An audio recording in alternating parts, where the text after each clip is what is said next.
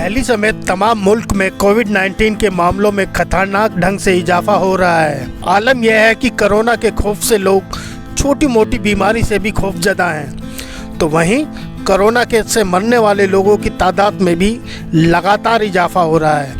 आलम यह है कि शमशान घाट, कब्रिस्तान में भी मरने वालों के दफनान के लिए भी जगह कम पड़ रही है। दिल्ली में कोरोना वायरस इन्फेक्शन की चेन तोड़ने के लिए दिल्ली सरकार ने वीकेंड कर्फ्यू लगाया था, जो पीर के रोज़ ख़त्म हुआ, लेकिन हालत पर काबू नहीं पाया जा सका तो दिल्ली सरकार ने 26 अप्रैल तक दिन रात के कर्फ्यू का ऐलान फिर पीर के रोज़ कर दिया। पीर के रोज़ रात 10 बजे से लेकर 26 अप्रैल तक कर्फ्यू जारी रहेगा। जैसे ही कर्फ्यू ऐलान की आहट लोगों को हुई, तुरंत शराब के ठेकों पर भीड़ बढ़ गई। दिल्ली के अंदर कोरोना के मामले लगातार इजाफा होता जा रहा है, लगातार बढ़ते जा रहे हैं। इस बीच दिल्ली सरकार ने वीकेंड कर्फ्यू का ऐलान किया।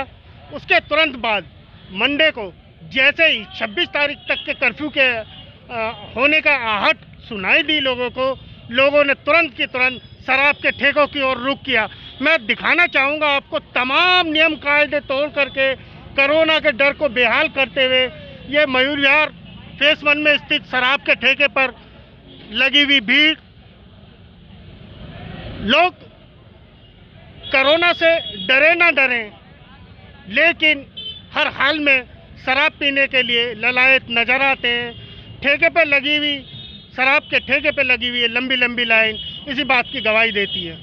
तमाम कोरोना प्रोटोकॉल की धज्जियां उड़ाते हुए लोग शराब खरीदने के लिए जुट गए।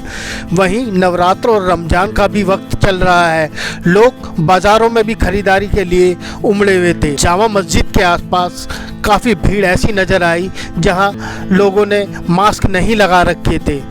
हैरत की बात यह है कि कोरोना का खौफ लोगों के दिल में है, लेकिन कोरोना के प्रोटोकॉल का पालन करने से लोग परहेज कर रहे हैं। सरकार ने इसलिए 26 अप्रैल तक का कर्फ्यू ऐलान कर दिया है। अब देखना यह है कि कर्फ्यू का क्या रिजल्ट निकलता है।